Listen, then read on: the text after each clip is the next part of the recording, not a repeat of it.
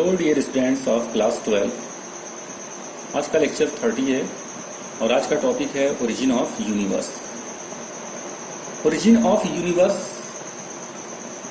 को समझने के लिए हमें बिग बैंग थ्योरी समझना होगा डियर स्टूडेंट्स, क्योंकि ओरिजिन ऑफ यूनिवर्स के फेवर में सबसे मोस्ट एक्सेप्टेबल थ्योरी है big bang theory dear students, जिसे प्रपोज किया था 1931 में एबी लेमैत्र ने। ओके डियर स्टूडेंट्स, तो बिग बैंग थ्योरी के अकॉर्डिंग 20 बिलियन ईयर्स एगो एक highly condense mass of cosmic material, यानी कॉस्मिक मटेरियल का एक हाईली कंडेंस्ड मास था डियर स्टूडेंट्स, जिसका नेम क्या था? इलेम था डियर स्टूडेंट्स। ओके, अब ये जो इलेम है ये छोटे छोटे पार्टिकल से मिलकर बना होता है डियर स्टूडेंट्स, यानी कि हम कह सकते हैं इलेम में छोटे छोटे पार्टिकल्स पाए जाते हैं।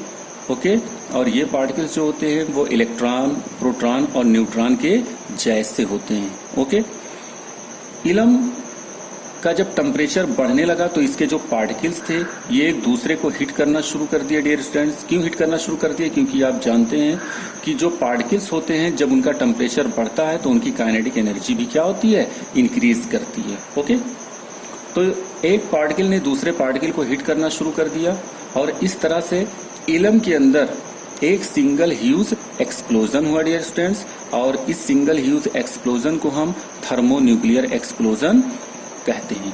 ओके, सिंगल ह्यूज एक्सप्लोजन को ही हम बिग बैंग भी कहते हैं डियर स्टूडेंट्स। ओके, अब जब ये इलेम जो है वो छोटे छोटे पार्ट में यानी कॉस्मिक डस्ट में जो है वो डिवाइड हो गया, तो इन सारे कॉस्मिक डस्ट को हमने क्या कहा? नेबुली कहा dear students. Nebulae is the plural and nebula is the singular dear students. Okay, तो ये जो छोटे छोटे पार्ट हैं इसको हम नेबुला कहेंगे, इसको भी हम नेबुला कहेंगे डियर स्टूडेंट, लेकिन सारे कॉस्मिक डस्ट को अगर हम इकट्ठा करेंगे तो उसे हम क्या कहेंगे? नेबुली कहेंगे डियर स्टूडेंट्स। ओके, तो जब नेबुली का फॉर्मेशन हो गया, ढेर सारे कॉस्मिक डस्ट का फॉर्मेशन हो गया, तो यूनिवर्स का वॉल्यूम जो है वो बढ़ने लगा। ओके, और ये जो नेबुली थी इनका टेम्परेचर डाउन होने लगा डियर स्टूडेंट्स, और टेम्परेचर डाउन होने की वजह से हाइड्रोजन और हीलियम गैस प्रोड्यूस हुए डियर स्टूडेंट्स, और इसी नेबुले की ग्रेविटेशनल फोर्स और कंडेंसेशन की वजह से बिलियंस ऑफ गैलेक्सीज का फॉर्मेशन हुआ डियर स्टूडेंट्स। ओके, और इस बिलियन ऑफ गैलेक्सीज में आप जानते हैं जो हमारी गैलेक्सी है उसका नेम क्या है? Milky Way of galaxy. Okay dear students, तो गैलेक्सी में सोलर सिस्टम होता है डियर स्टूडेंट्स, तो मिल्की वे ऑफ गैलेक्सी में सोलर सिस्टम है। ओके, और सोलर सिस्टम में कितने प्लैनेट्स हैं? 9 प्लैनेट्स हैं डियर स्टूडेंट्स। ओके, और इस 9 प्लैनेट्स में से एक प्लैनेट्स कौन सा है? अर्थ है डियर स्टूडेंट्स, जिसपे हम रहते हैं।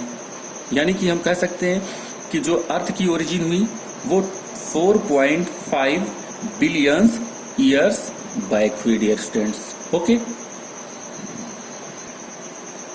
जब अर्थ का फॉर्मेशन हो गया डियर स्टूडेंट्स, अर्थ की ओरिजिन हो गई, तो इस अर्थ पे कोई भी एटमॉस्फेयर नहीं था डियर स्टूडेंट्स। ओके, और इस अर्ली अर्थ पे वॉल्केनो इरप्शंस होते थे जिससे मोल्टेन मासेस निकलते थे, मींस लावा निकलता था, और ये लावा जो था यानी कि जो मोल्टेन मास थे डियर स्टूडेंट्स, ये जाकर के अर्थ के सरफेस पे जमा हो जाते थे, फैल जाते थे। ओके डियर स्टूडेंट्स, इसी मोल्टेन मास से मीथेन, अमोनिया, कार्बन डाइऑक्साइड और वाटर वेपर का प्रोडक्शन हुआ डियर स्टूडेंट्स। ओके, अब सन रेज में जो अल्ट्रावायलेट थी, उस अल्ट्रावायलेट ने वाटर वेपर को 2 पार्ट में डिवाइड कर दिया dear students, hydrogen and oxygen.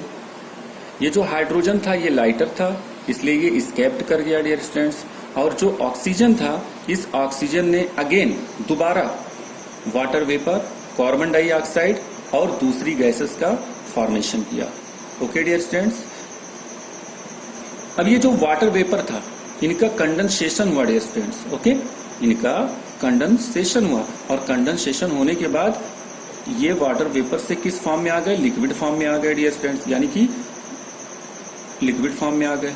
Okay, अब by the help of rain, बारिश के हेल्प से ये वाटर जो है वो अर्थ सरफेस पे आई, और अर्थ सरफेस पे जो डिप्रेशन था, अर्थ पे जो डिप्रेशन था उसी डिप्रेशन में ये रेन की जो वाटर थी वो इसी डिप्रेशन में फिल कर गई, भर गई डियर स्टूडेंट्स, जिससे ओशंस का फॉर्मेशन हुआ। ओके, आफ्टर दैट अगर हम बात करते हैं कि जो अर्थ था, उस अर्थ पे जो अर्ली एटमॉस्फेयर था वो किस टाइप का था, तो जो अर्ली एटमॉस्फेयर था डियर स्टूडेंट्स, वहां पे फ्री ऑक्सीजन नहीं था, यानी हम कह सकते हैं कि रिड्यूसिंग, जो अर्ली एटमॉस्फेयर था वो किस टाइप का था, रिड्यूसिंग टाइप का था। ओके, लेकिन आज का यानी कि प्रेजेंट एटमॉस्फेयर जो है वो किस टाइप का है, ऑक्सीडेटिव टाइप का है dear students. Okay, after that अब हम बात करते हैं ऑक्सीजन अल्ट्रावायलेट के हेल्प से O3 का फॉर्मेशन किया, यानी कि ओजोन लेयर का फॉर्मेशन हुआ।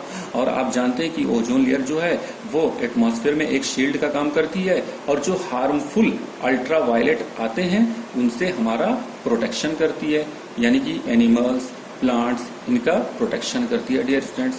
तो इस तरह से बिग बैंग थ्योरी के अकॉर्डिंग यूनिवर्स जो है वो उसकी ओरिजिन हुई डियर स्टूडेंट्स, उसके बाद में अर्थ बना। ओके डियर स्टूडेंट्स, अब जब अर्थ का फॉर्मेशन हो गया है, अर्थ की ओरिजिन हो गई है, यूनिवर्स की ओरिजिन हो गई है, तो इस अर्थ पे लाइफ कैसे आई, इसके बारे में हम डिस्कस करते हैं डियर स्टूडेंट्स। ओके, तो नाउ नेक्स्ट टॉपिक है dear students, did life come from outer space, क्या लाइफ आउटर स्पेस से आई है या आउटर स्पेस से आई मीन्स दूसरे प्लेनेट से आई या अंतरिक्ष से आई है। ओके डियर स्टूडेंट्स, तो इस पे हम डिस्कस करते हैं did life come from outer space. इससे पहले जो है वो हम एनसीईआरटी के एक्सप्लेनेशन को स्टडी करते हैं डियर स्टूडेंट्स। ओके, यहां पे देखिएगा dear students, the big bang theory attempts to explain to us the origin of universe, it talks of a singular huge explosion. Okay dear students, unimaginable in physical terms. The universe expanded and hence the temperature came down. Okay dear students, hydrogen and helium formed sometime later. The gases condensed under gravitation and formed the galaxies of the present day universe in the solar system of the Milky Way galaxy. Earth was supposed to have been formed about 4.5 billion years back. There was no atmosphere on early Earth. Okay dear students, water vapor, methane, carbon dioxide and ammonia released from molten mass covered the surface.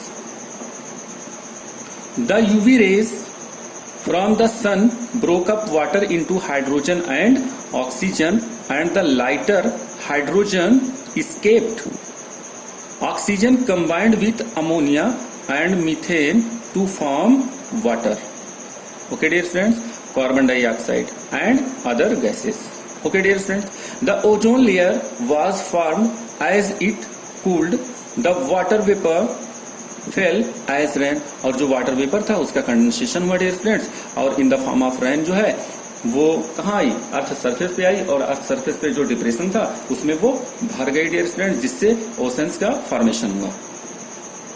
आगे read करते हैं हम, to fill all the depressions and form oceans. Okay dear students, life appeared 500 million years after the formation of earth, that is almost 4 billion years back. Means जो life आई है dear students वो 4 billion years, जो अर्थ का formation life आई है dear students, okay, life वो 4 billion years back I है, जबकि अर्थ का फॉर्मेशन कब हुआ है, 4.5 billion years back. Okay, now next topic है did life come from outer space, क्या लाइफ आउटर स्पेस से आई है या आउटर स्पेस से आई, तो इस पे हम डिस्कस करते हैं डियर स्टूडेंट्स, ये हमारा नेक्स्ट टॉपिक है। ओके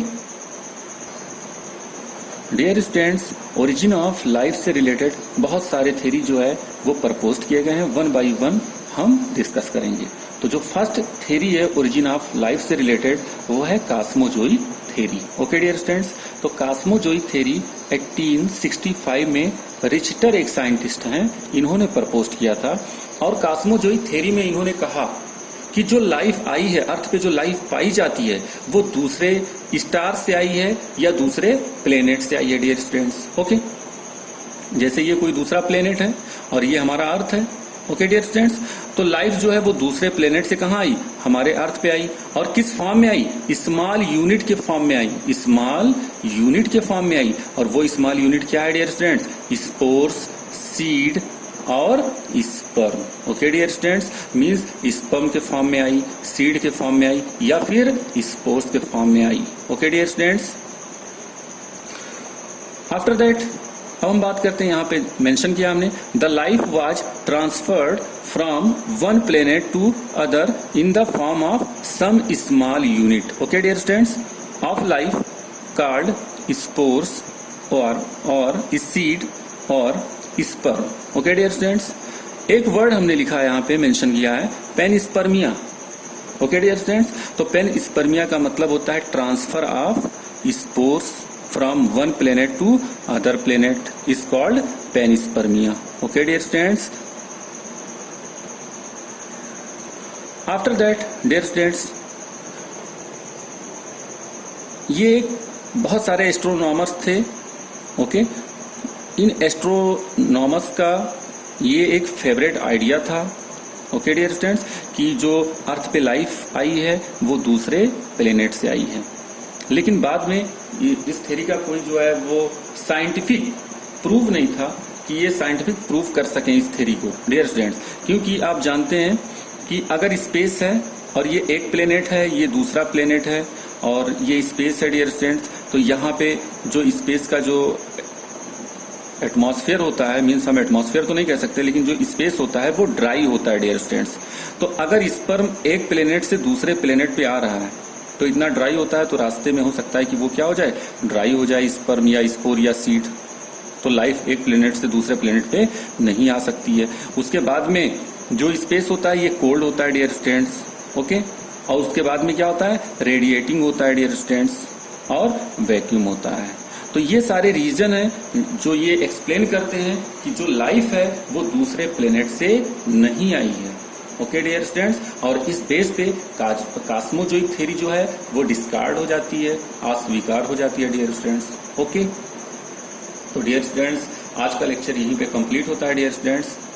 ओके, तब तक के लिए God bless you, thank you.